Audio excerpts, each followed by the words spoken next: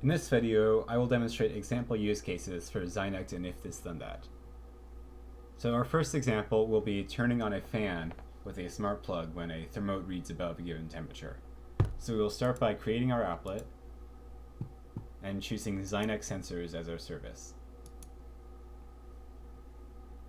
We'll choose the sensor reads above trigger because we want to fire this applet whenever a thermote reads above a given temperature.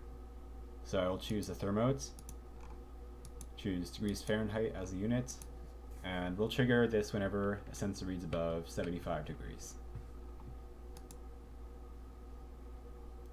For our action, I'm using TP-Link Kasa smart switches to control my fan. So we will choose the Kasa service and select turn on for our action. I'll turn on the device connected to the fan.